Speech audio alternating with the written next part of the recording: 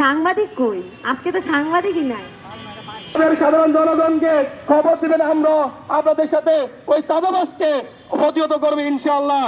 এবং এই যে মিটপুরে যে সোহাগ হত্যাকাণ্ড হত্যার শিকার হয়েছেন, সেই হত্যার মহিন সহকারে যারা হত্যাকাণ্ড ঘটেছে তাদের অতি দ্রুত তাদেরকে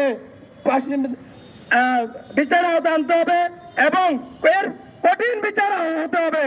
তা না হলে একের পর যদি এই কঠিন বিচার যদি না হয় তাহলে একের পর এক এই বাংলাদেশে হত্যাকাণ্ড চলতেই থাকবে। তার কারণ হলো আমরা দেখতে পাচ্ছি বাংলাদেশে হত্যাকাণ্ডগুলোর বিচার না হওয়ার কারণে এই হত্যাকাণ্ড বিচারগুলো হচ্ছে। তাই ডক্টর মোহাম্মদ ইউনূস সাহেবকে বলবো, আপনি হত্যাকাণ্ডের বিচারগুলো অতি দ্রুত 90 দিনের মধ্যে শেষ করে দিবেন, যাতে বাংলাদেশে আর কোন সন্ত্রাস আর কোন চাঁদাবাজ তারা সাহস করতে না পারে, তারা যেন হত্যাকাণ্ডের সাথে জড়িত না হতে পারে। তাই আপনাকে উদাত্ত আহ্বান জানাবো, কোন চাঁদাবাজ সন্ত্রাসকে আপনি প্রশ্রয় দিবেন না। আপনার আইন শৃঙ্খলা বাহিনীকে আপনি শক্তিশালী করুন এবং আইন শৃঙ্খলা বাহিনী যদি কাজ না করে তাদেরকে সংস্কার করুন এবং নির্বাচন